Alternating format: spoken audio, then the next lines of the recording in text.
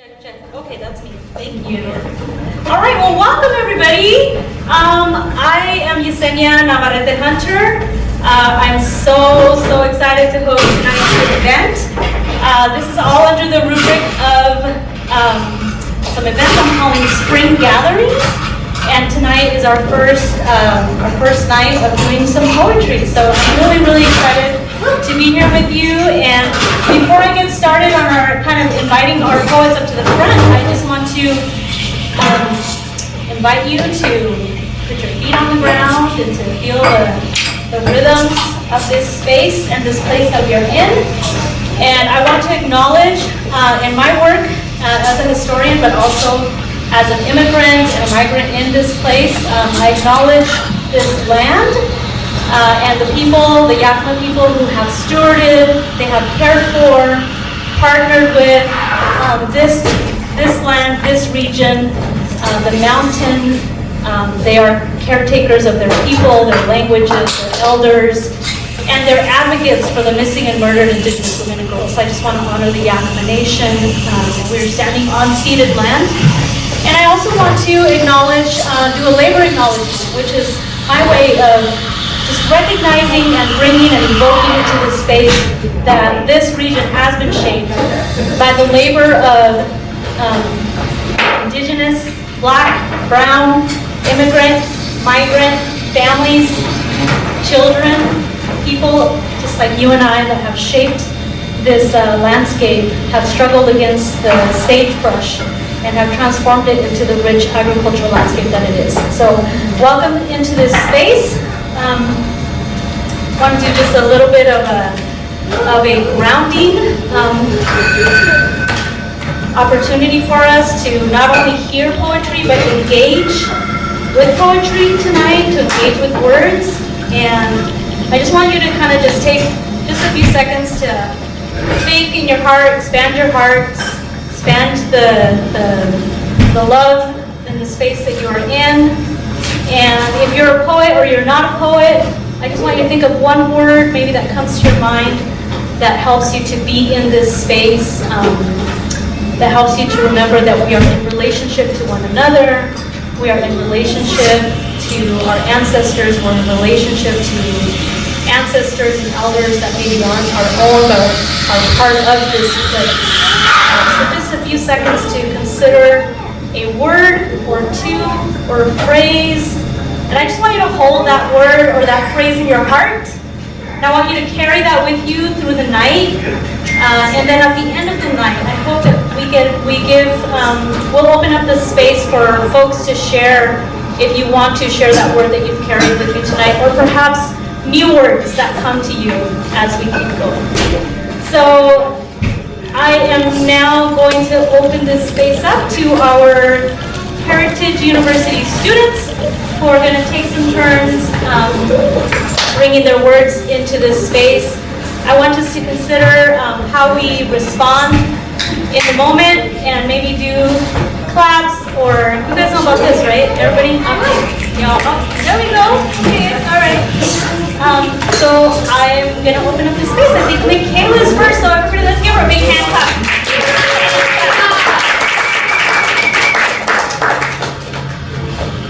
Hi, my name is Michaela Dotson-Pickens, and today I will be doing 3 poems. One is from a collection of poems I created about the same deadly sins, and then 2 are companion pieces that work really well together.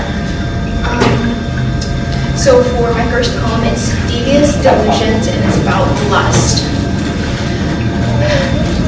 I exist only for your unquenching thirst. Stuck in the throes of sensuality and eroticism, my body moves to your beat, and voice fails in your voracious appetite. I'm struck by your longing, and beckoned by your call. I'm caught in your crimson desire, ever weak and pitiless to your passion. With strong fervor, you grasp me and hold me in your palm, ever the puppet to your wicked carnality. I'm plunging even deeper in salacious waters. The waves swallow me whole until I only remain a fraction of what I once was. Stuck in a cycle of avidity and aphrodisia, I come to exist only for you. So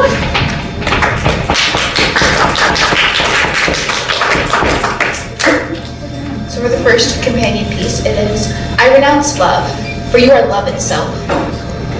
I have always watched from afar, seeing your beauty, your elegance. You would trap people with your presence. You have enraptured me. I am consumed whole with longing when I look at you. But you do not crave me. You do not require me, not as I need you. You played with our polite society, wrapped around your finger. I'm just one of many in your distinct objective. But I am devoted towards you. I would do anything for you. You need not coax me with pretty words or flatter me with your body. I seek you for you. I love you for you. I am starving without you and full in your presence. Can you not once look at me? Please, look at me. Need me. Long for me. Perceive only me. And everything you desire shall be yours. But if you cannot, if you will not, I will take what you are unable to give, even if I must ruin you. I want you. I need you. I will have you, even if you do not yearn for me.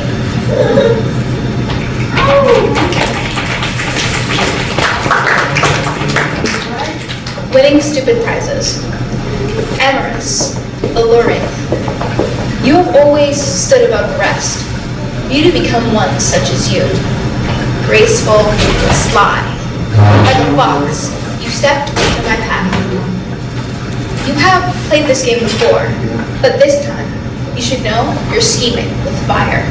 You notice obsession, but not the extent of a necessity, the endless obligation. This is a shameless ploy. It is a shame I know your tricks. Do you want to fool me? I know what you want, and you shall receive. There is a price, but do you know exactly what that price is? You are trying to pull my strings, but I will be the puppet master in the end. I want to capture you, to hold you in the palm of my hand. You flutter your eyelashes at me. You touch me with seductive wile, with coquettish smile. You think you have caught me in your web. But, my dear old friend, my one and only true love are playing a losing game. It has worked once. It has worked twice. It has worked several times. But this time, you have chosen the wrong one. So, you have won this game of devotion and desire. As the confine slips on your finger, your body quivers before mine. You finally comprehend. You have played a stupid game and won a vapid, sadistic prize.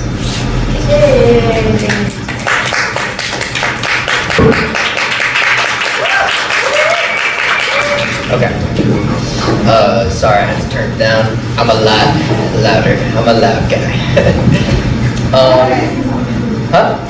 My name is Aiden, the loud guy. That's my middle name. And I am a poet, of course.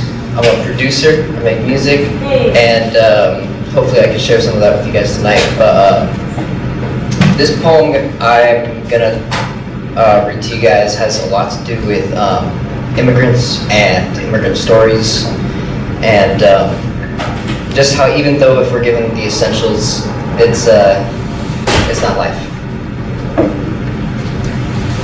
It's called Water Ain't Medicine. Waking up with an itchy throat, the long fingers grasping at the water bottle, and my neck turned sideways. A similar scene seen me primas and primos being confiscated. 72 hours in a detention center. It's like 10 years in a clink to a kid. The glowing red eyes underneath cracked obsidian, the true anger. What representation does an immigrant have? And their necks turned sideways. What voice does an immigrant have? Given water, given food, what essentials does an immigrant have? Children taken away from them, what heart does an immigrant have? We get given so many sips, Our body gets used to it. Muscles tighten to leather and skin sags to weak old balloons. Just to get snagged and torn by the spinas our legs heal through.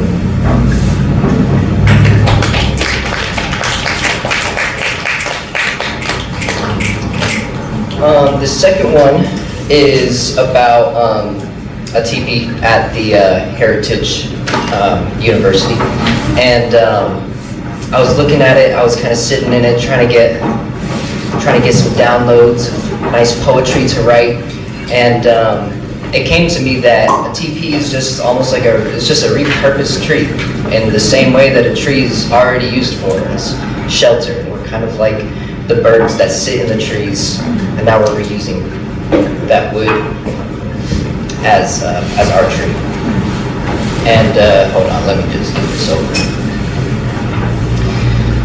Also, the poles that are actually used for the teepee, there's 15 of them specifically for this one. So 15 has a big role to play. It's called My 15U.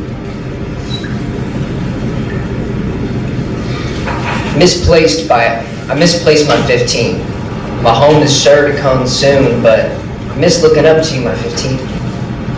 I sheltered you, but that is a tree's purpose. I looked at you through my slits, and I cried, and I laughed along, and I sang your songs, and my spirit called out. But your time of turning comes soon. I, the 15, will find you. And my legs are long, and my knees the crystal ball of a scepter, and my hands loved by the earth and roughed up. I can't wait, so I'll just start searching now. I need my people once more, the circle treated by my 15. Almost surrounded by the best brand of tree, better than apple. That you can say. Yeah, thank you guys. This is my poem. Thank you.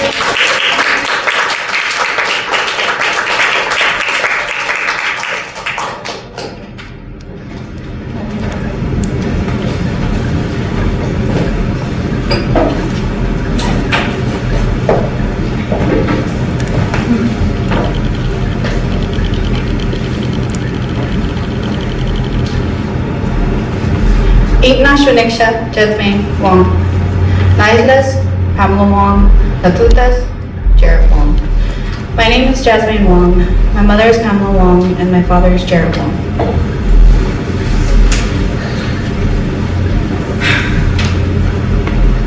I have two poems for you guys today. And one of them I wrote when I was young. The other one I was a little older.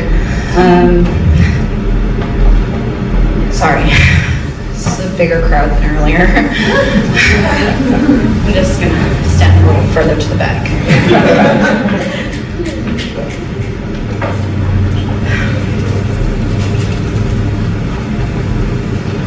Never regret you. It started so young. I was so eager to grow. No school, no world could prepare me for what I was soon to know. The grasp of my hand gripped tightly as I fell in love. In love, I fell deep down the rabbit hole. Yelling at my mother and father, love will conquer all. I will never regret you. Barely a woman, still just a child. You changed my world, you fluttered it all. And still, I say, I will never regret you. I felt the kicks that hit my skull, the hair pulls that drove me, gasping for air as it thumbed right into my throat. The words of abuse and still, I will never regret you.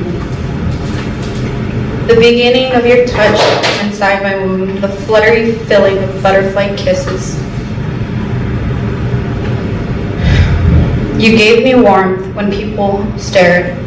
You gave me love when I felt loveless. I will never regret you. Pushing so you could breathe the pain and agony, the calmness right before the cry. You were laid on my chest in the middle of the night. I will never regret you. Your hand grasping mine, as I hold you, you soak up the warmth you once gave me. A life that I now hold, a life that I now owe, a child bearing a child. You altered my life. You gave me purpose. You taught me how to rise. You showed me the true meaning of love.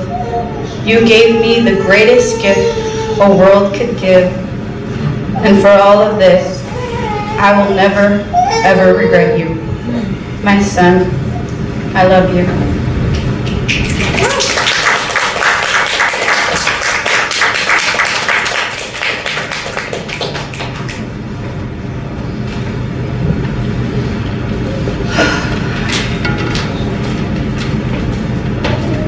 Sorry, isn't it hard to breathe, guys? We're here with you, Ramirez. Yeah, we're here with you. Broken is the words I hear when I think of me. Waking up feeling as if I can't breathe. Telling myself it's okay.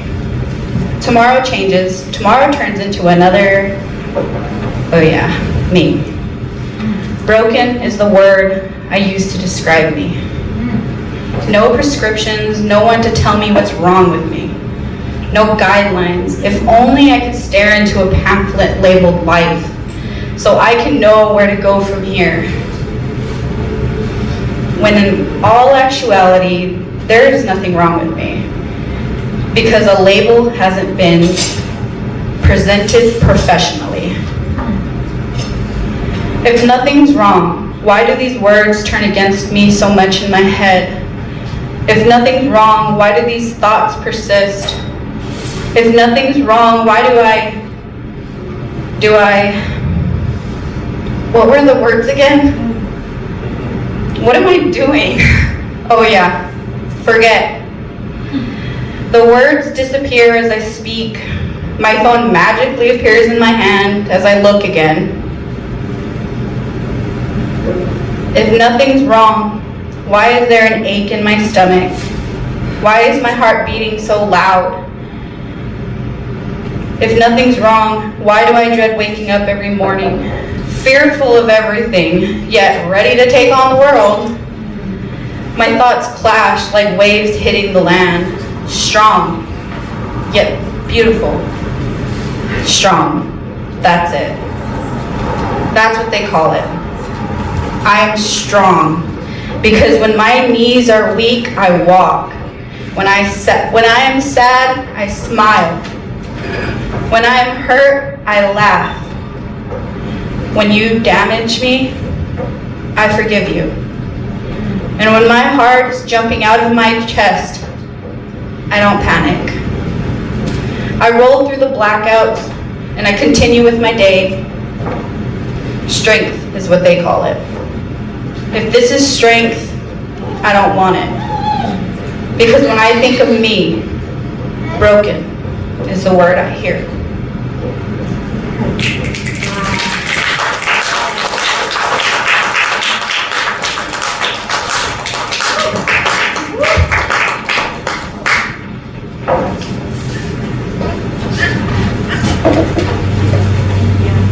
All right, let's give it up for our HU students. Sneak in a friend, Dominic. You guys, I went to high school with Dominic. Oh my God. Don't tell them when we graduated. Come over here, Dominic. Give him a big hand, you guys.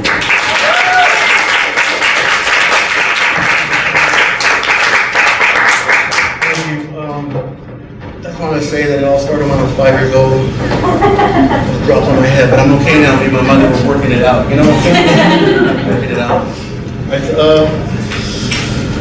I was going to deliver this in a different fashion, but you know how fashion goes. It comes and goes and comes. So, I'll just start like this. But it was back in 1972. It's a great year. I hear it's one of the best years ever. I don't know. I could be wrong. But it goes like this. This is called Ramirez as a Father. Says, I once was a father, truly more than ever husband, was told to leave, don't bother. You don't need to know him. Leave you on the streets where I found you.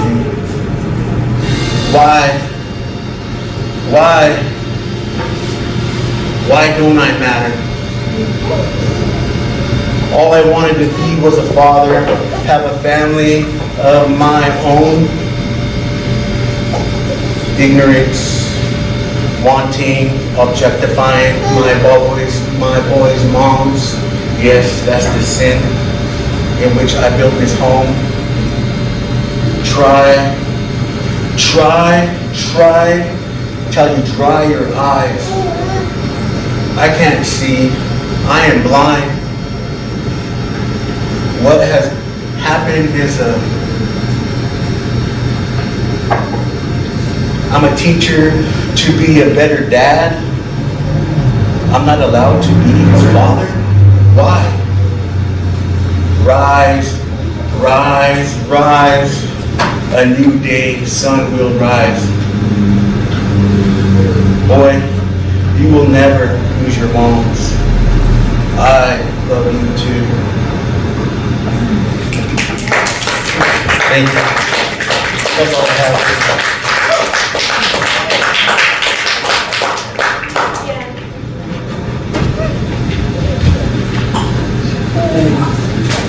Did I mention it also? 5 years old? Thank you very much.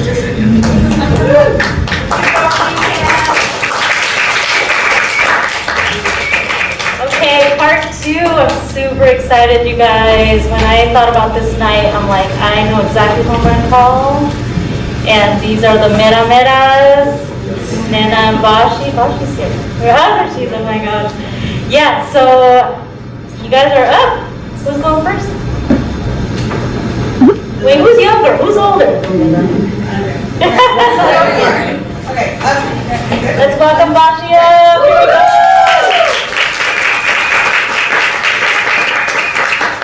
Also, like, don't be fooled. They're not just poets. Artists, follow them. Buy their stuff. Okay. I am a poet. There was once upon a time I was I primarily identified as a poet as far as art goes. The art I create, or just creating in general, for me, it's a way for me to process my feelings. It's actually one of the reasons I went to poetry. I don't think I'm really good with words. I'm not particularly good with words, which is why I was attracted to a medium that allowed me to be really flowery and call it art, because that's like the best way I could convey my ideas. So a lot of my stuff has to do with identity, like me just trying to figure myself out, figure out my experiences, having survived sexual abuse, like, because I need to talk about it to someone, and if nobody else, at least my journal, and I think, like, I'll talk about it or I'll write about it, and then, like, people will come up to me afterwards and just, like, be like, oh my gosh, thank you for sharing that. And then, like, yeah, for sure, absolutely. But also, like, let's talk about it. Yeah. Let's just be talking about it more. I also talk a lot about, thank you. I also write a lot about love and heartbreak, because I'm a human and I've got feelings and stuff. And again, that's where I go to process my stuff.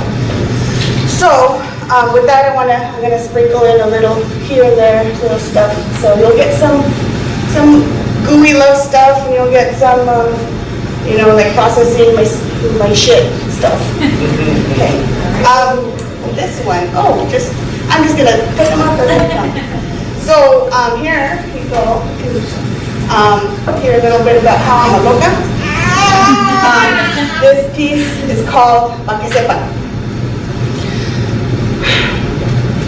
Living with borderline personality disorder is like battling a demon nobody else sees. It is the most terrifying roller coaster ride. It feels like enduring a dysfunctional, abusive relationship with yourself.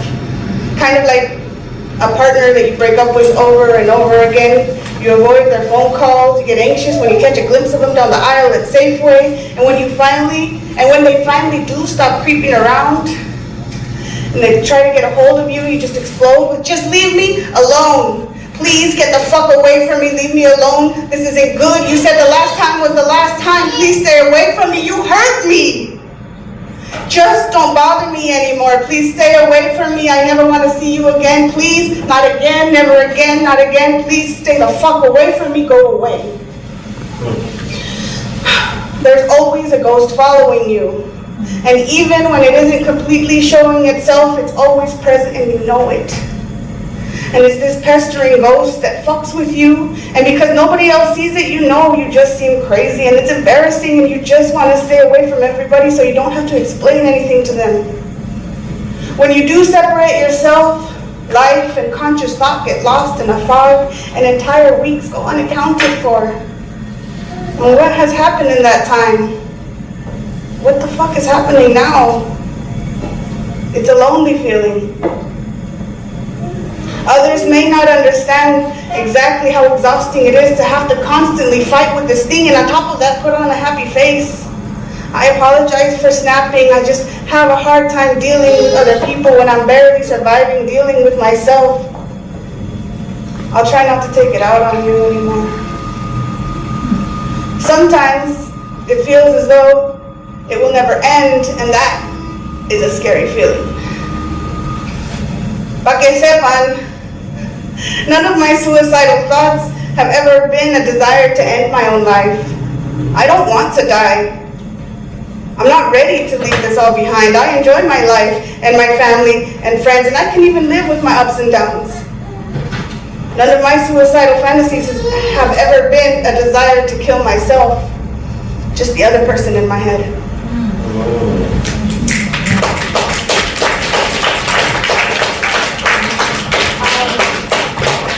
So this one, I'm still working on the title. I'm not exactly sure I got the title down. But for now, we're calling it Language Learned from Finally Having Good Sex After 16 Years of Having Sex. Number 1, slow down. I told Mauricio when I held my hands between his chest and mine for kissing me too hard and grabbing parts of my body that I hadn't granted him access to. I can't help it, me dijo. Your body is just too sexy. Wait. Oh wait. Number 2. Wait. I said, you can't help it and you will. If you want to explore any more with me, you will control yourself with me, porque si no, me voy. No soy de ti. Homeboy, entiéndalo bien. My body is mine and I'm here for me and will be only as long as it feels good and safe.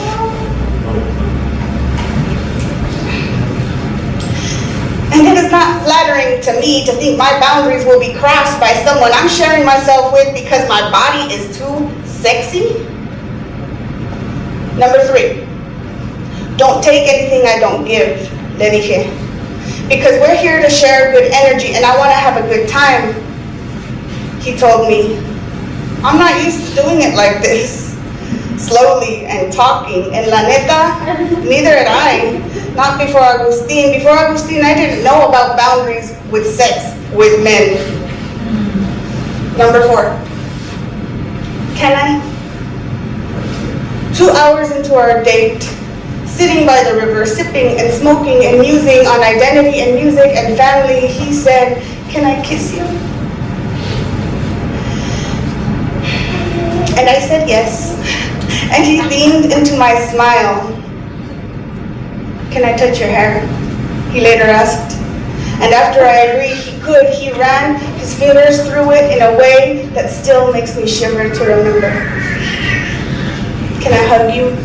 Can I hold you? Can I touch you here? Can you lead my hands to where you want to feel me? Never assuming access. Y así me gusta.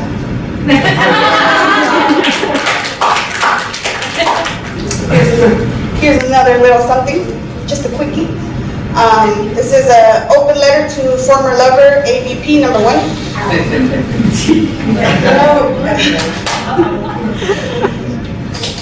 Thank you for treating my body with respect. Thank you for taking your time. Thank you for showing me what I've been missing. Sincerely, Bashi.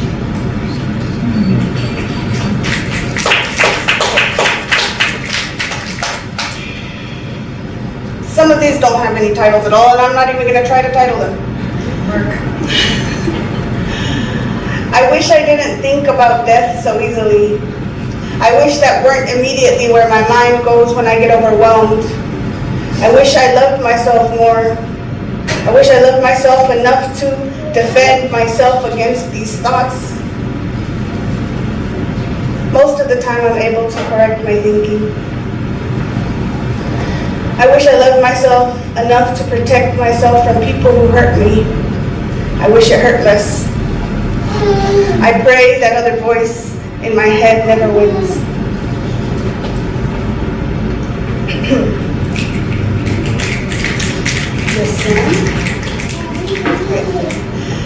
This is called Mucho Gusto Haberte Conocido. The memory of your fingers lingers on my skin. I still think about your hands. I still think about your fingers. I think about the feeling of your fingertips on my skin and how they soothe and excite me, ignite me, light me the fuck up. I think about your hands, your hands that feel like sunshine, both safe and warm. I think about how they feel delicate but intense. I think about how I trust them and about how good it feels to trust them and know they won't go anywhere they're not allowed. I think about every inch of my body your hands touched and how they were never too much.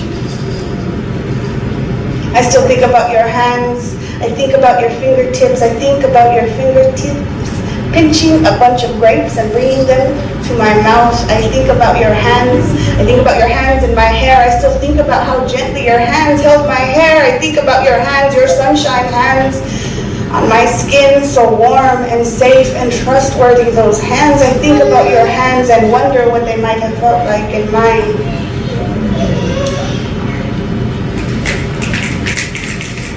I want to spend some more time there.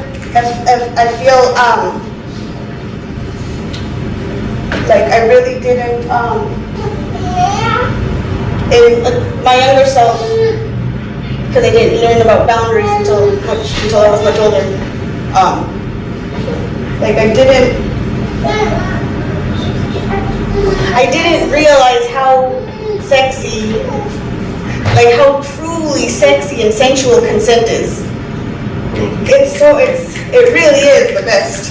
The best kind of sex is when you feel safe. I'm a little sad that it took me so long to learn that, and because I want to be vulnerable and be candid about that, and understanding that maybe I'm not the only one who's gone this long without knowing. You don't have to have any kind of interaction. You don't have to have any kind of sex you don't want to have. So in case you've never heard that before, letting you all know you don't have to have any kind of sex you don't want to have. Yes.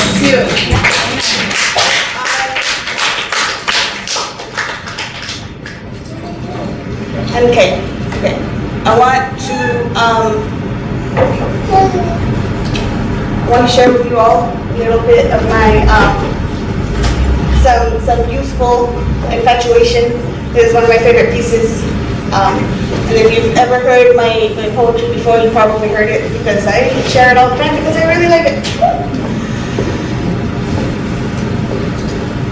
I wrote this as a teenager, like a half lifetime ago. So understand that these are teenage feelings, teenage words. Oh, I was so angsty.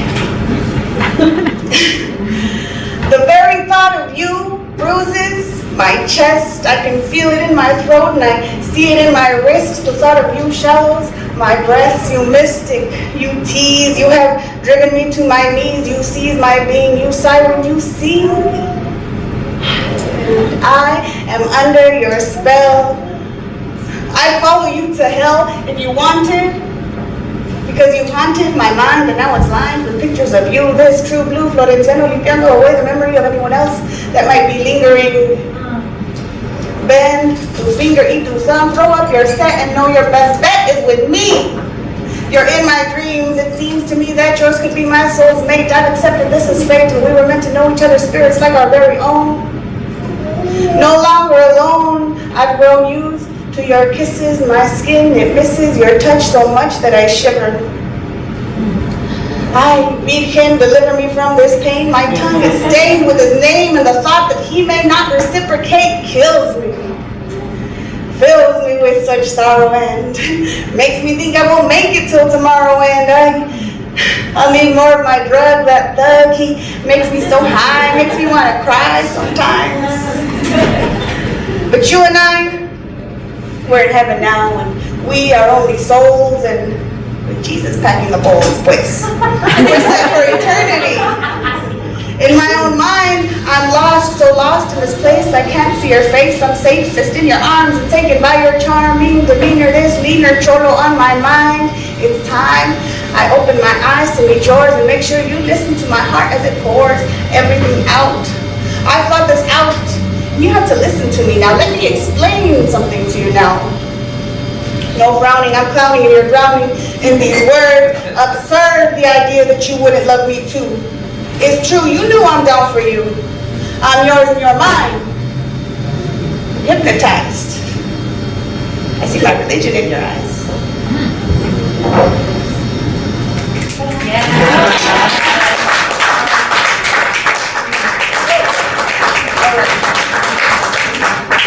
So yeah, I'm a loca. I got feelings. And this is how I process them. Thank you so much for listening. Thank you for sharing.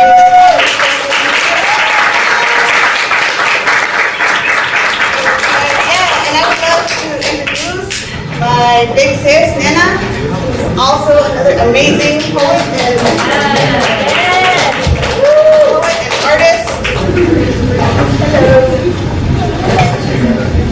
So, me and my sister, actually, this was our first artistic hustle, and we would go up and down to doing like gigs at like colleges, universities, and community services. I've had people get up from this, like the front row and cut out, and they came up to us and like, oh, here's your payment. We'll see you, online or whatever. We've gotten kicked out before. Major conferences and everything. So I'm not going to read those poems, because I'm going to read other poems. So I asked, and thank you so much. Okay, so my name is Madeline Alviso Ramirez. I'm married. I have 6 babies and an awesome husband. We've been together for 10 years. And I'm here, and I hope he's watching online, because we have a lot of kids, and they never get to come out to any event. I'm an artist. This is my art. Yeah. I paint. I have my little box of chamoy candies and stickers and buttons over here. You guys can hit me up afterwards. So, thank you to Doctora Navarrete Hunter. She's an awesome person. I met her a few years ago, and she hit me and my sister up to come out here, and I love her so much for doing amazing things, being who she is, representing, and I'm thankful that I'm on this stage because of her, and for Maddie, and always making space. And I also have some of my stuff over here. Thank you to Maddie. So it's awesome to be around other artists, and I'm here with you guys today on this land. I don't really represent here in Yakima. I'm so honored to be here. So like Bashi, I have little part of poetries and thoughts right here. So I'm gonna start it off. This one is mood as fuck. I love his mente, besitos en la frente, his indigenous features as he welcomes brujo teachers. He makes his blood mine and prays to the divine, and fights colonialism with sage. We vibe on brown rage.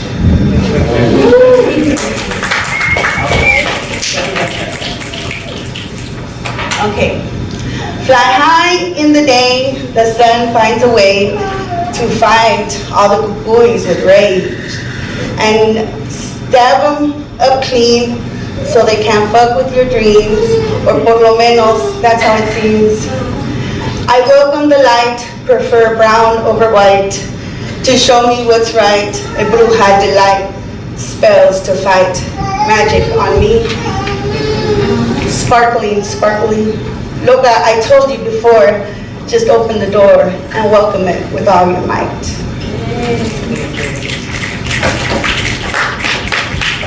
So I was probably on an indigenous medicine when I wrote this one. You guys do the math. So, I am lilac, smooth agua de avena. I am her memory, Vita's smile and witchy laugh. I am tortillas hecho a mano, her favorite memory. I am the hard pieces of the pain. I crumble finely in the wash and love her even though she hates me. I am suave hairspray as a quinceañera gift. I am the healing part of her memory. I loved her the most. I transform into her hair. I am the smoke left after a party, sticking to the walls of her memory. She cannot erase me.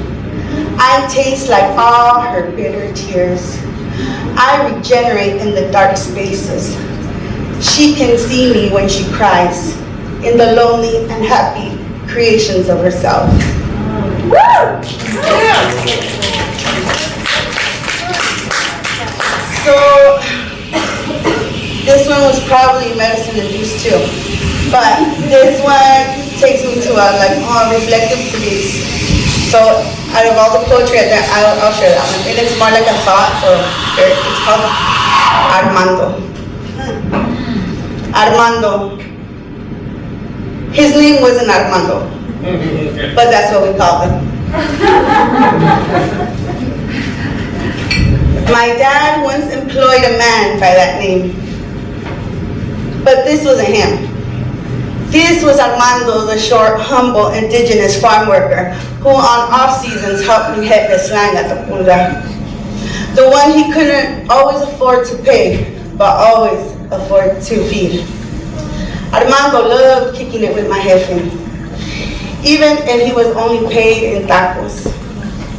This Armando wore old Armando's polo shirt, once purchased for the real McCoy, displaying my jefe's tiendita and name. It was too big for him though. He once asked me to dance at a Cinco de Mayo fiesta. The homegirls laughed. It was proud he came up to my chest. Un chaparrito who resembled the earth, who spoke broken Spanish, whose friends came to ask my jefe for a donation one year. You see, one year when he was crossing the borderlands, he didn't make it.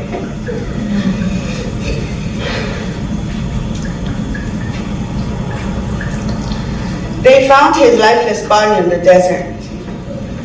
Armando's shirt was all my jefe had of him. My dad gave him all he had in his pockets. They wanted to return him to his family's land back in Mexico, where he went by another name, and his family's prayers were in another tongue.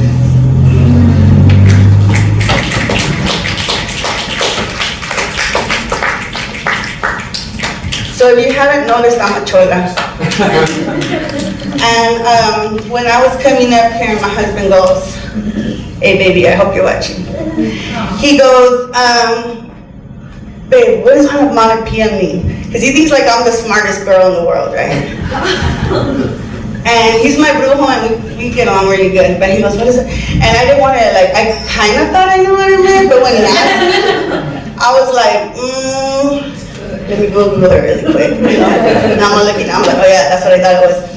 And so I was just like, you guys know what it means, so I'm not gonna say it. So, I go, you know what, my shout out to you tonight is I'm gonna start a poem called Onomatopoeia. So it's called Onomatopoeia. Onomatopoeia. That Jaina is Alevia. I heard her in a chisme talking masa about la huería. Now se hace como homegirl, but snake-like a skanky tía. Sentada en la silla, mirando a que mira, snapping on her chicle, pop, pop. This Jaina's alevía. Don't trust him. Y un día, her lies flow down her legs. No es mujer. Her energy is feria. Sloppy seconds es lo que hace. Antes de hablando más las mentiras, o te olvidas de las vidas that she fucks with, then pleads the fifth, lies and waits, and cries and hates, onomatopoeia, snap, snap, bang, bang, this Jaina's alevía. Watch her stutter when she talks masa, runs into her casa. Smokes the seedy weed, catches pinteros in need, hates on all she sees. Don't be that Jaina, please.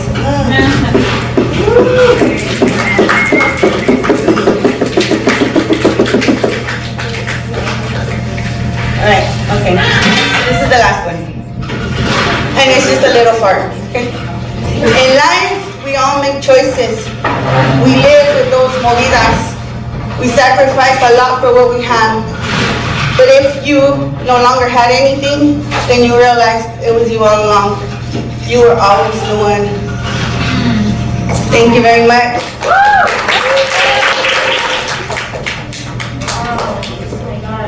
I'm a big old crybaby, so I've been sitting in the back crying with all of them. And really full of joy, and I just want to bring us back into this space, put our feet on the ground again, feel the earth and the space and the place that we are all in relationship to. And I just want you to think of that word that we started with when we opened up the night, and I just want you to bring back that word. If you weren't here for the word, think of a word. Think of a phrase, think of something that brings you into this place, into this space, and just hold that word and even close your eyes and expand your heart and feel that word. Even if it's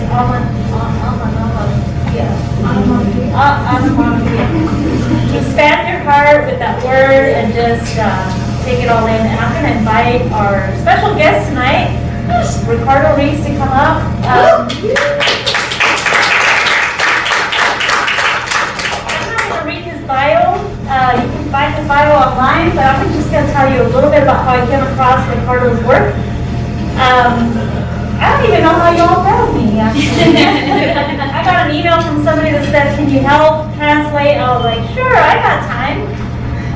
I'm writing a dissertation and doing classes, but when I heard that Ricardo's work was really focused around drawing on community stories, I was like, I'll make time. I will work late and get it done because I really wanted to be part of this project. But I'll tell you a quick story. When I was helping to translate his work, I was sitting in my mother's room. Actually, it was the room that I grew up in here in Wapato, and it was the same room I used to sleep in with all my sisters. And we were sitting on the bed, and I was reading through the translations that were already done and translating them for like the language of this valley, right, of this region.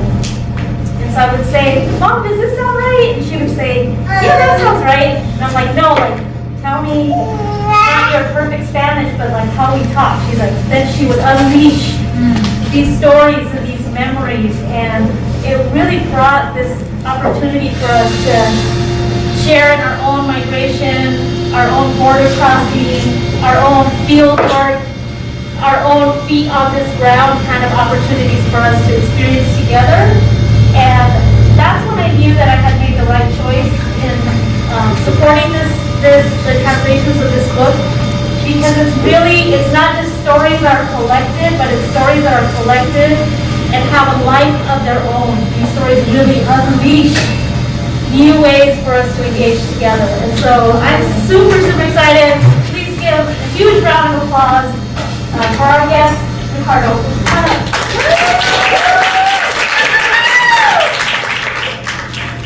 Before I begin, I gotta give a shout out to everybody who read before. Like, y'all killed it. Do I even need to be here for this? Then,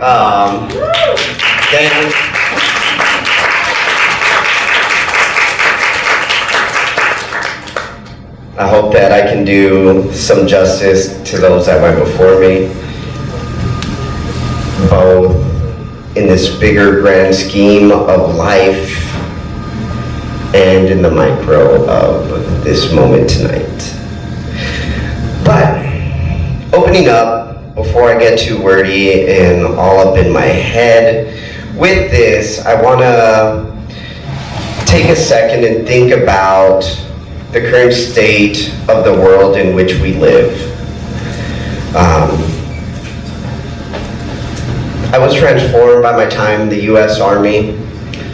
I served 4 tours, 2 in Afghanistan, 1 in the Balkans in 2014 when Russia invaded Ukraine, and then I finally ended up on the last tour in Dubai, which was like 6 months of kicking it. But whatever, they paid me for it, so. But my time in Afghanistan left me with a lot of lingering thoughts. And this first piece I'm going to share with you tonight was written about that time. It is entitled, "To the Girl Who Lost Her Left Eye in J-Town, I'm Sorry." I flattened against the cement last night when a truck backfired next to me, just like when my body collided with your dirt, levitating it, leaving it suspended before the 3 500-pound explosives detonated. You were what, 10 then? My kids are your age. I hit them with water balloons, bursting joy over their heads. It's so hard to entertain them. I'm bored. Xbox Live is down. Hulu sucks. You could hit a bicycle tire with a tree branch for hours. My daughter's crying. She's being bullied on TikTok. My son has a play wedding. Do you remember the tall Cherokee man, your favorite among us, whose legs you would run to and hug? The one you wanted to marry? He never really left there. Finally, last year, liberating himself, liberty. That's what we did there, destroying your home while mangling your body. I'm sorry.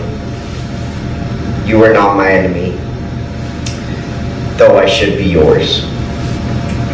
Maybe one day I'll too be free. Until then, I still think of you, whose name I no longer remember.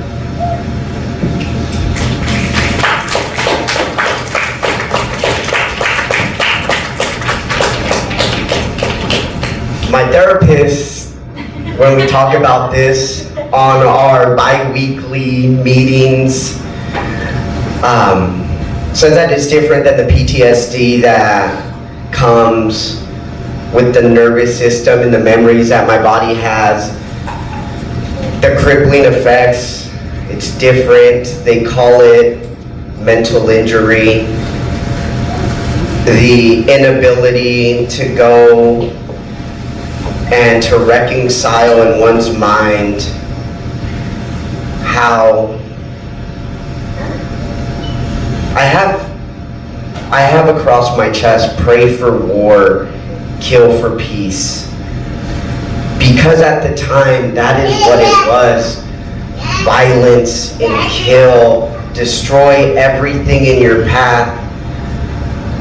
And now you sit back and look and try to find that space of how you could go there, how a mind can go and be so thoughtless, but yet how you sleep at night. So as we look at the news every night on both sides, there's people who do jobs that they have to do. And this piece of work that I got a privilege to do, it really goes and takes a look at life in this very unique way. You said some great words, Yesenia, that had me thinking about my own morning this morning. I hail from Othello, Washington. My parents bought a house before I was born, and I lived there until I left there to go and to serve the Army. But I had the pleasure this morning as we kick off this book tour to sit in my childhood bedroom and look out the window and see the same street that I remember digging through in the snow and setting up forts with my friend. The streets I'd run around, and just the stories that it would tell. The stories that those walls, that those floors hold.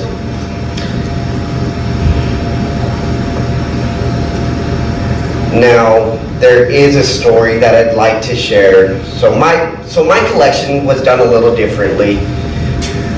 I love verse and I love meter. I love poetry because I feel that I can break the rules of grammar. I was in ESL until 3rd grade, and I sucked. I still do at grammar. Grammarly is my friend, and I gladly pay those $150 a year so it can spell check my work. If you know what an apostrophe is and how to use it properly, you were better than me. Yeah, scratch that.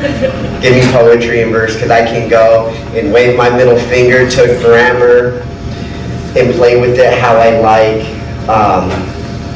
But there's things that need to be remembered that poetry allows me to go and to hold and to play with. One of those stories, as I was writing this book, I was sitting in the backyard and a family friend was there. I was telling this story about something that happened in Union Gap that I'd never heard of until the week before. I sat in a lecture at UW when this family friend sat there and he turned and he looks at me and he's just like, "Oh, you're talking about Union Gap? My dad was there." And he shared with me a story that I turned into this poem, and it's entitled, "Can't Trust Them." My dad traveled to Detroit in 1924 to answer this nation's call, leaving Monterrey, Mexico to work on the railroad. His labor was needed until it wasn't. Forced out, fired because his job was given to a white man in 1930. Repatriated. Again, the U.S. came calling Mexican men to help fight the war. He returned. He knew the job. He knew the railroad. The war ended, yet he wasn't allowed to go home. Locked up in Union Gap for answering the call. Interned with 150 others for being brown. He walked home to Mexico, his one true home, vowing never to return. I told my dad I'm going north. He sipped his café con leche. He didn't stop me. He closed his eyes y me dio la bendición with the warning, don't ever trust America.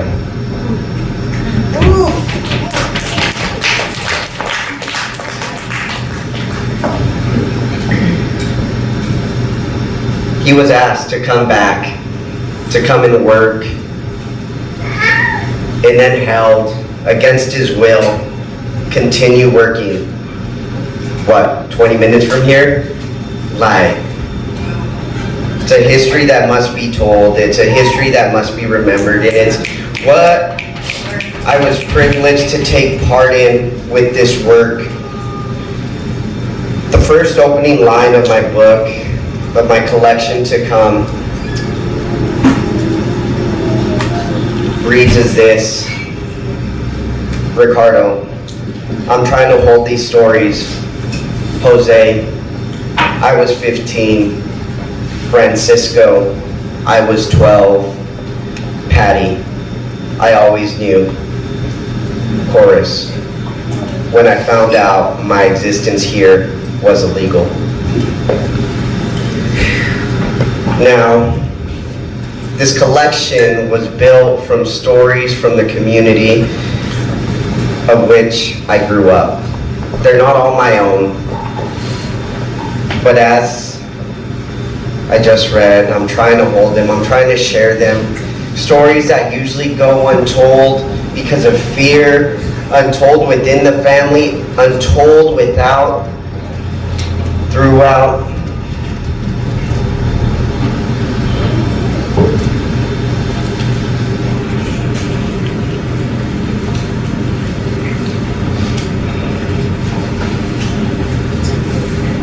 It's hard to understand why people want to come, but a friend of mine, I met him working at a potato packing plant when I was 18. He's changed his life around to now, he owns multiple businesses, he owns his own farm, but at the time, we were just there grabbing bags of potatoes, 15, 5, 20 pounds, stacking them up on pallets. And I called him to hear his story when I was taking part in this project, when I was beginning it, and he shared with me this story that I'll read to you now, called Chicles to Bud. The drug dealers found me as I stopped at their window selling packs of chicles, hustling what I could, un peso, un chicle, 7 years old, trying to get money. I was hired to harvest bud, cutting and trimming the leaf, and they paid good. I stayed 3 months in the forest harvesting for 500 pesos. The first time my mom knew where I went, she cried and hugged me, asked me not to go away again. I opened the fridge to 1 slice of ham and 2 eggs. I gave all the money I had to my mom, the biggest stacks her friends had seen, and converted myself to a drug dealer. They would come and get me, my backpack full, and it wasn't just weed anymore. I moved other shit, 10,000 pesos for 1 trip. I didn't know what I had. I didn't know what I was doing. I just knew my family could eat, and I was the provider.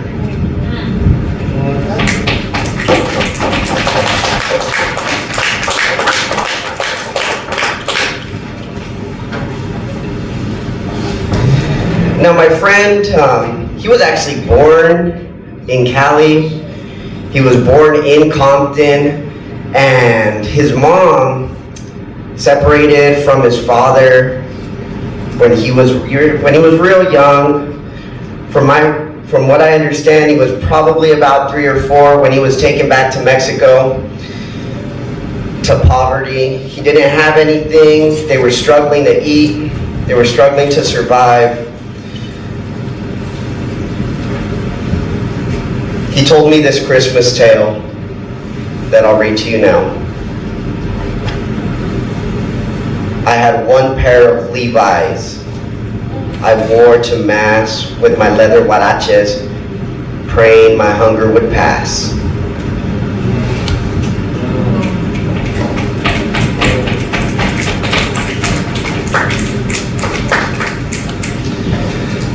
So he went as a teenager, started selling dope, started moving weight, trying to survive, and he got offered a job to come to Cali, and it was his first time crossing. This story of his is entitled "The Sleeping Bag in a Semi." I came from Mexicali across the border. There was work for me in Arizona. I crawled into the gray sleeping bag, hearing the zipper, feeling the tape tighten around my legs and my body. I became a gray balloon floating into the storage compartment where the trucker kept the chains, my mind clouded by the smoke. I met the sky again in Nogales.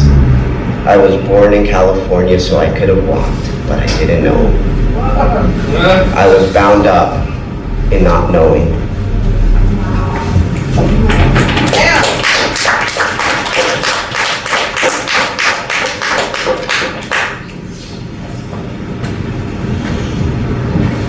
It's like that though, and it doesn't change.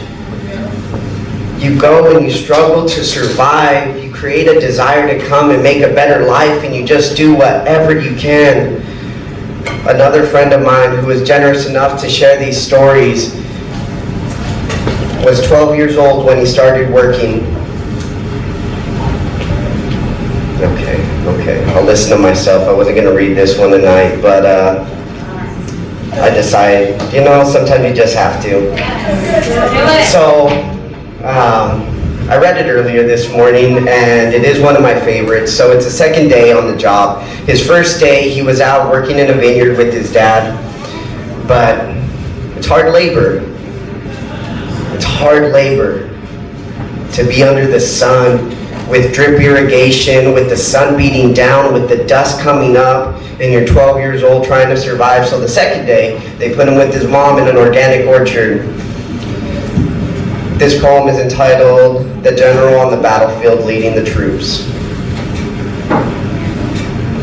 Where did these red and black warriors come from? How do they know to search out aphids that feed off the succulent tissue of the gala? I stood, charged to lead the troops, my spotted counterpart sending them out to battle. Hold the line, ladybugs, protect the fruit. Protect the fruit.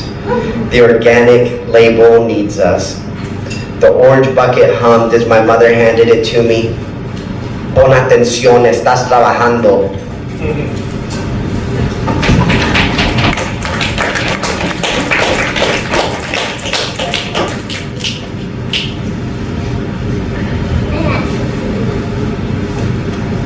12 years old, you want to play. You find a game in whatever you can. So something as monotonous as putting ladybugs on apples becomes a job. And it's a struggle that a parent faces when you have to decide what to do to make ends meet. To go and to let a child be a child and just play with these ladybugs, or to go and to be an authoritative figure and make them work and make him work.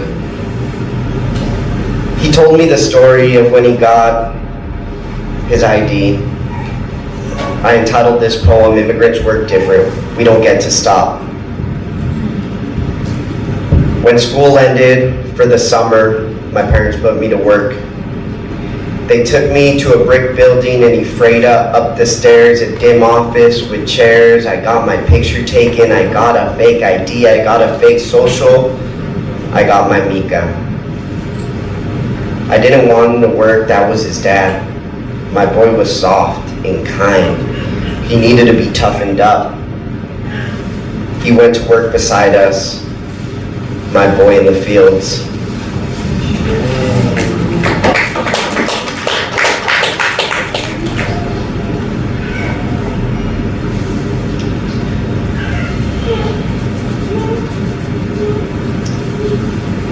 And still, my friend Jose struggles to make ends meet.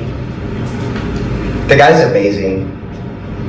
He attends the University of Washington right now at the Foster School of Business. But yet, he works 2 jobs to try to pay for it.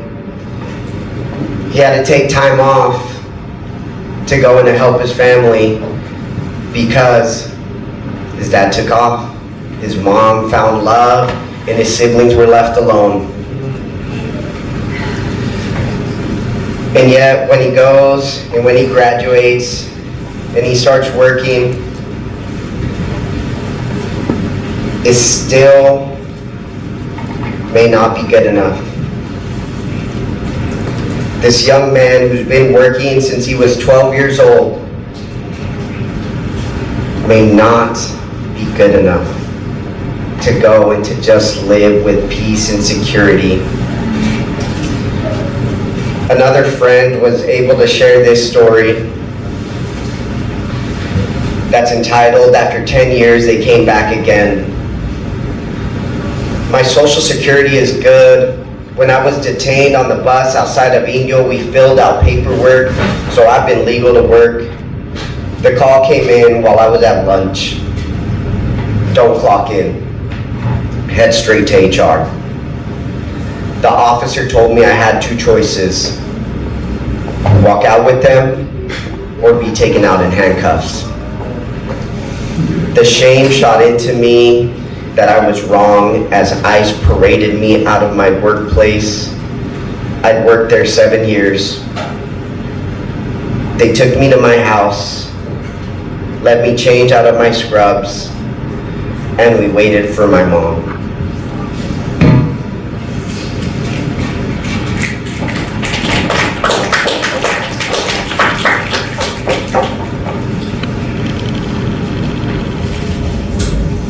I can't imagine that place. The choice my parents made to have me here is the only separation between so many of my friends and I. A choice that I had no agency in.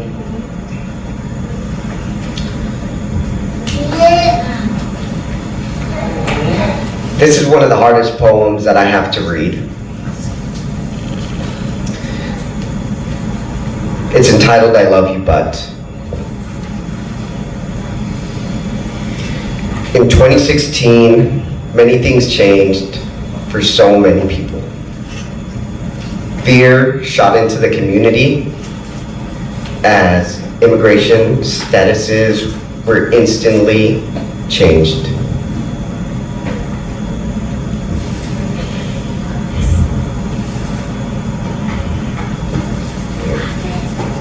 I always cry whenever I read this poem because it is just so close to my heart.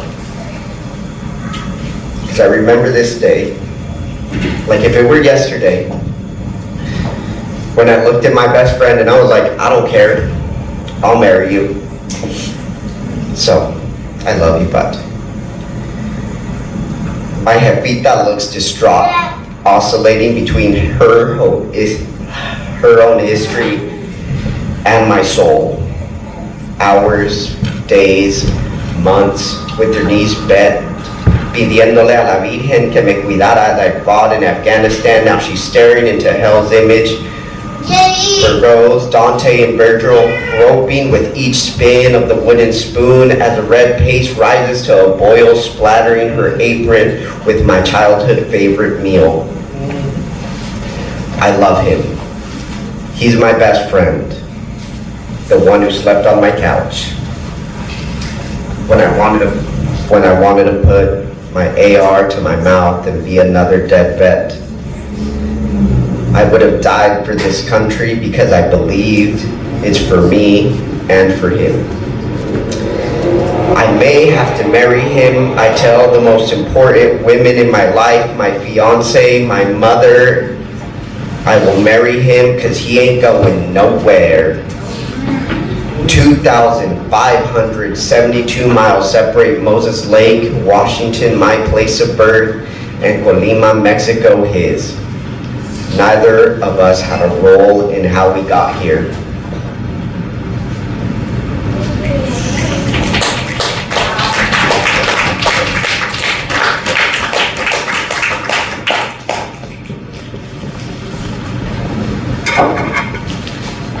Neither of us had a role in how we got here.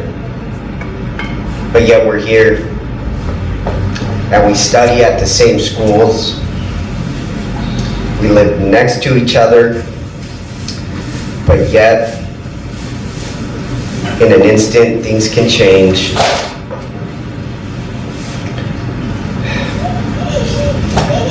But that's life, right? It's happened before. Just a quick little history lesson. During the Great Depression of the 1930s, Mexican repatriation was executed with the same xenophobia that spurs hate and desires to build a wall today.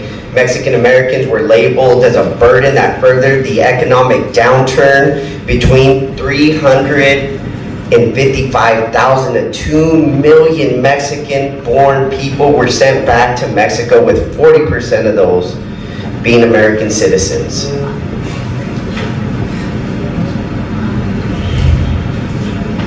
That's less than a lifetime ago.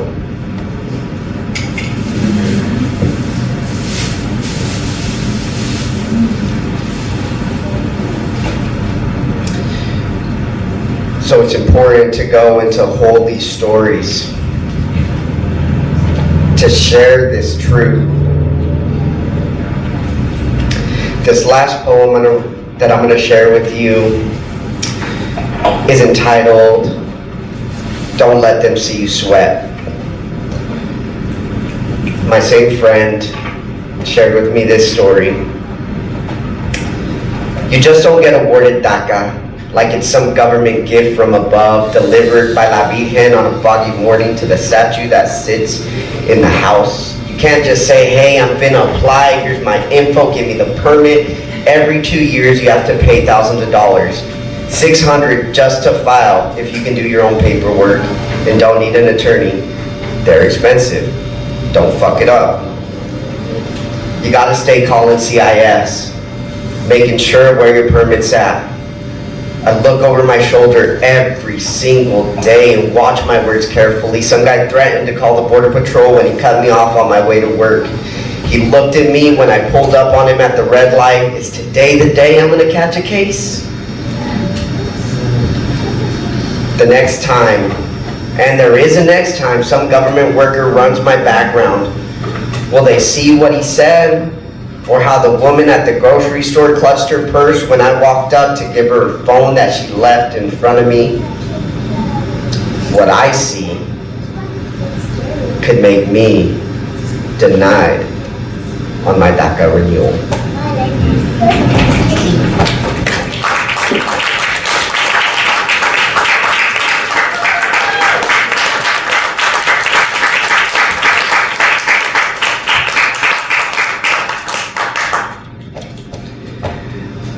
This collection took about 1.5 years to create.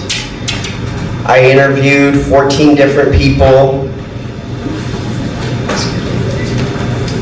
both mothers, fathers, and their children, taking those stories, juxtaposing them against each other to show the changes that come with the multi-generational aspect of migration to this beautiful land. This magical land filled with Mexicans and fresh fruit. I was lucky enough to have a great team that's going and putting it into print. It'll be available May 24th. I was lucky enough to work with great people like Yesenia and Christy. If you guys don't know, follow Christy. Her work is mind-blowing. And I just feel so honored to be able to carry these stories, to be able to share with my own medium of poetry this truth that goes untold. We have some time before we end, so what questions do you have? What do you want to know?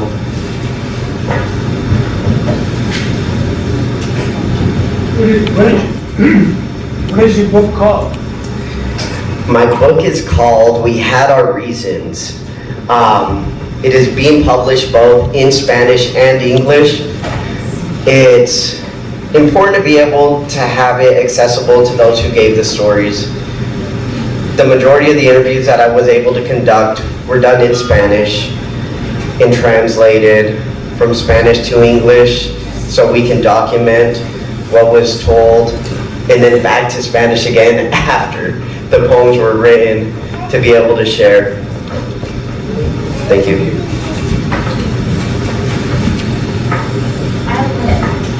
What do your collaborators, how did they receive the work when you returned it back to them in poetic form?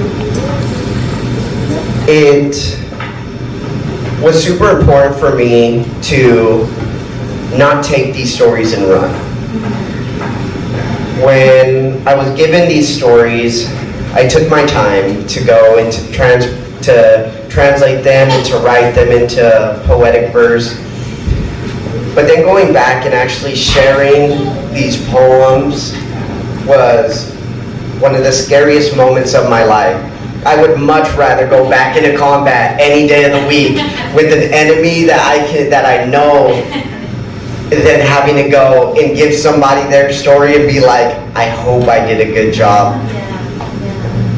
But I actually almost entitled the book this, Everyone Cries.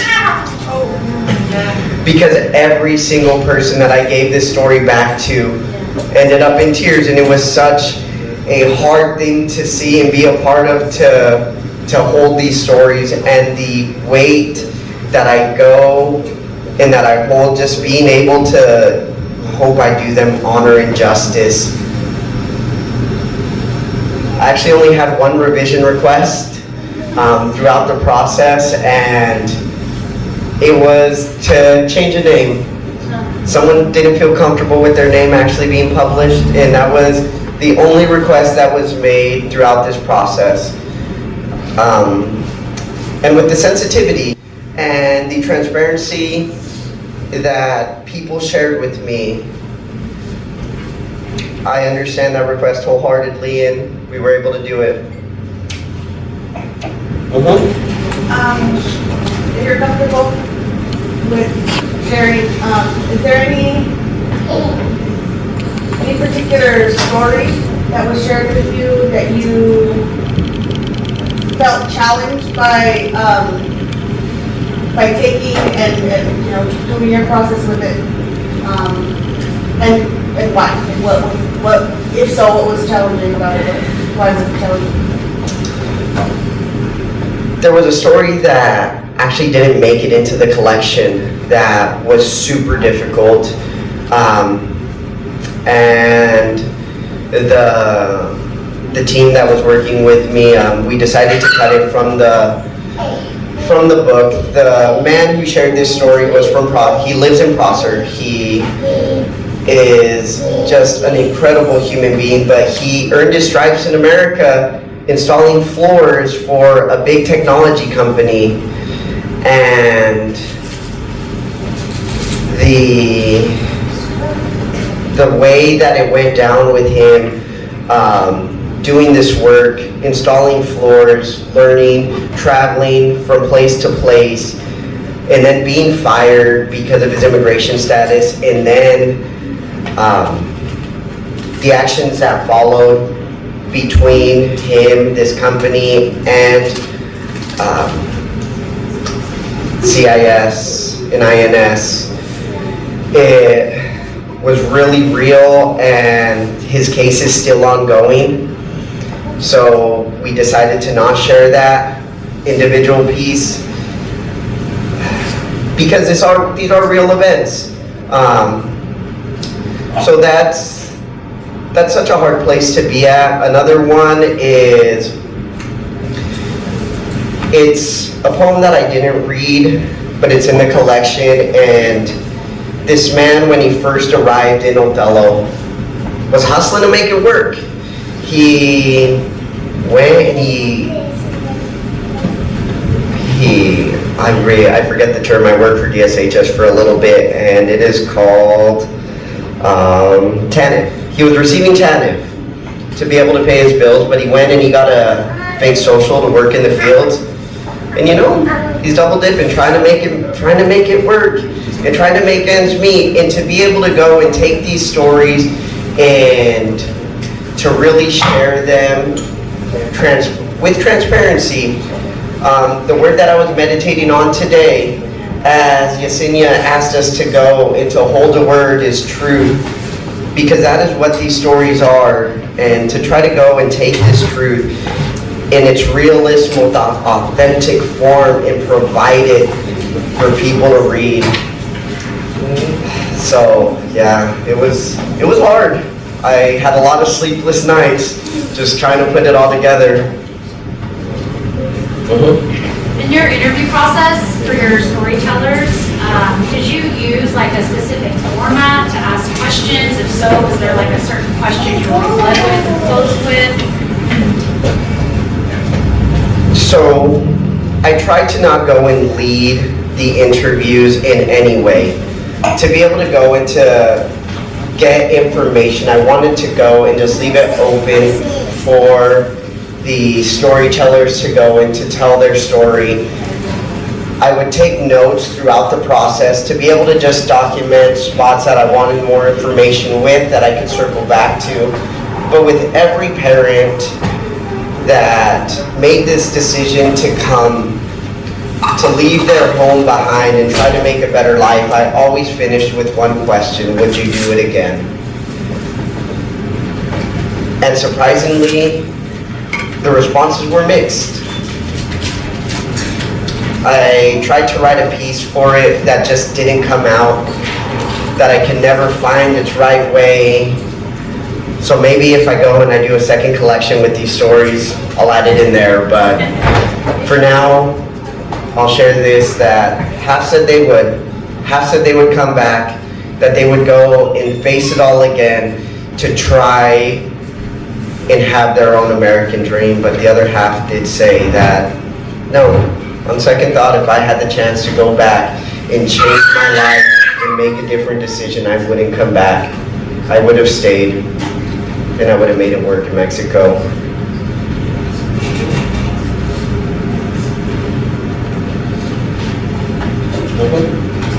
Were these all stories from like Washington? Yeah, and more specifically than just Washington, it's Eastern Washington. So we have Othello, Moses Lake, and Prosser represented.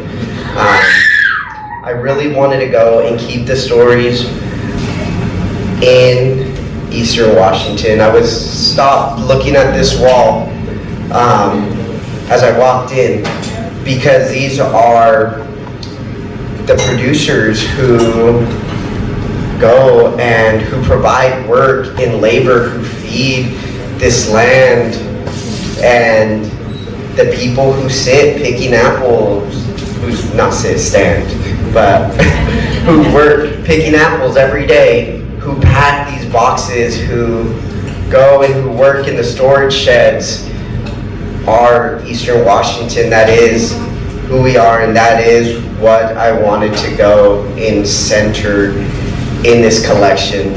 So yeah, everyone is from Eastern Washington. It's all homegrown. If you do another book, would you like to speak for other minorities, other cultures, or would you like to keep it? So the publishing company that I'm working with, Pulley Press, is standing up, and they're focusing on rural poetry. And we were able to really try out this new method called the Pulley method, where it's nothing grand. It's journalism, but turning interviews into poetry. It's something that is repeatable, that can be taken to any community, and going and interviewing people and taking these stories and turning them into poetry. There is a plan within to go into Georgia next and find a poet there willing to go into his own community and document and share, because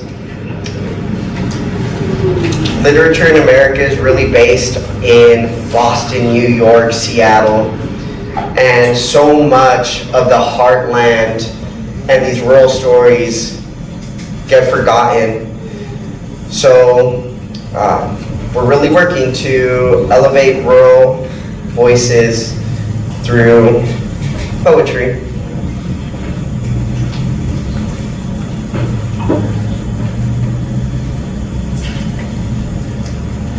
You know, I think we're ending up. I'm going to start closing out, but I want to share another piece to end this reading tonight.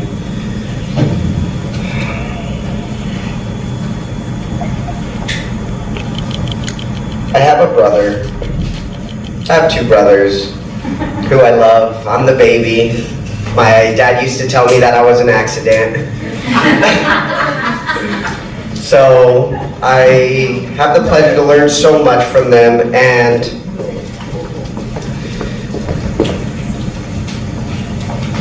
my daughter is here to listen to me read, and so is my son. So they get to be here during this reading as we kick off this book tour. They live in Texas, so it's their spring break, and it's so amazing to have them in attendance tonight.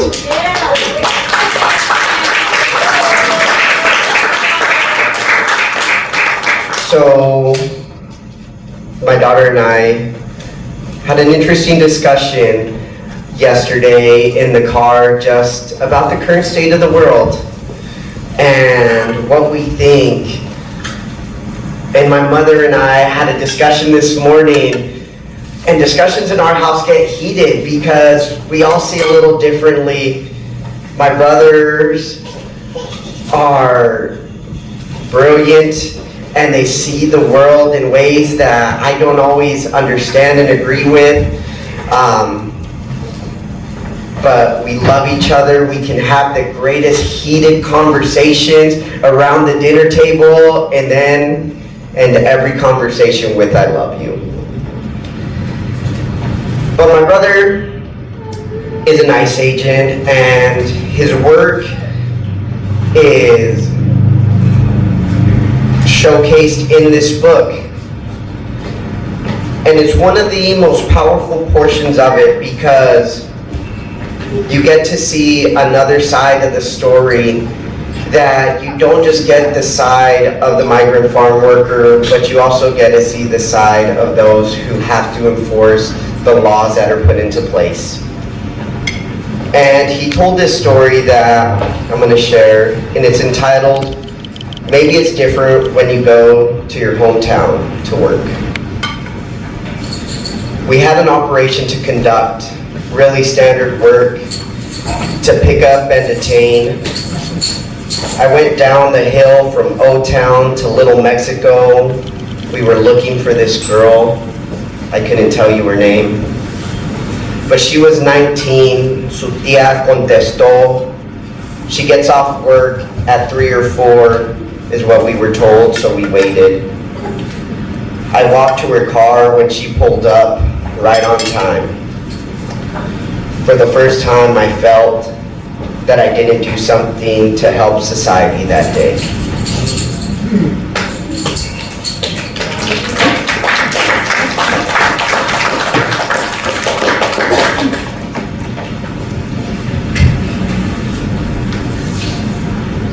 I'm lucky to have a brother who's an ICE agent, because there's been many times that I call and I have to ask, like, hey, this is what's going on. What do we do? How do I help my friend? What form do we need to fill out? What's a good lawyer? Who do we talk to? There is a piece in this book entitled "Lost in the Desert" that really shows the humanity and the humanitarian work of both the people that cross and those on the border, and really just the differences in how hard it really is to go and to be on either side of a line. I hope you guys go and get a chance to pick it up and read it. There's a lot of cool stories, and I really tried to make every poem small, bite-sized, quickly digestible, impactful of emotion.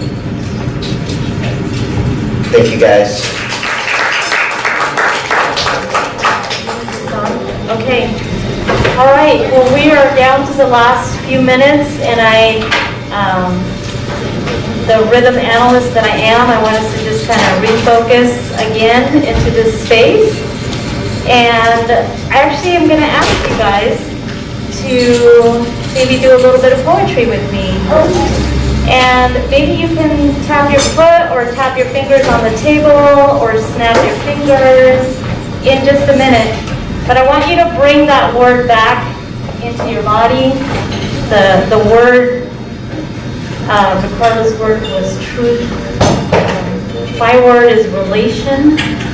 So I just want you to bring that word back into your body, back into your chest. I want you to feel it. I want you to expand your heart, tap your fingers, and then I just want you to speak the word out.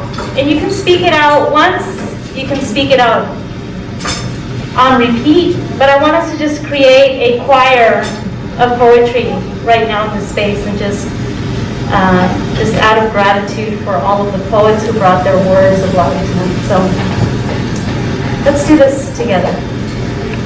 Tap, snap,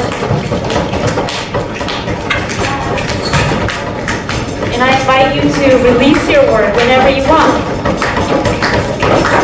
Relation.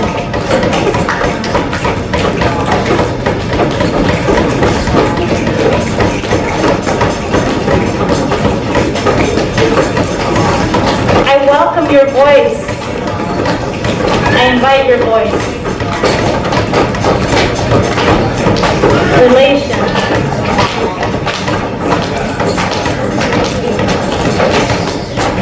Relation. Tranquility. Relation. Relation. Relation. Relation.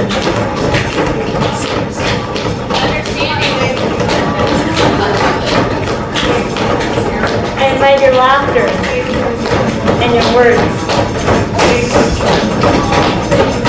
Relation.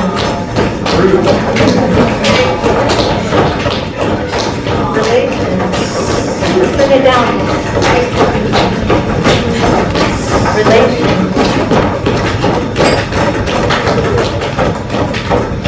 Relation. Thank you all. Give yourself a hand for it.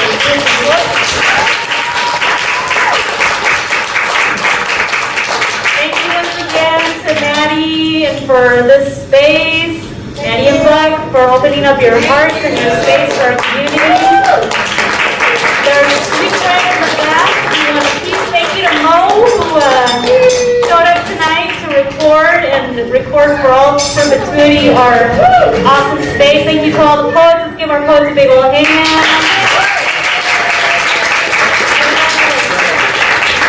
And I just want to give a big old shout out to Ricardo's mom who is here tonight. Qué bendición que pudo estar con nosotros esta noche. Gracias por estar aquí.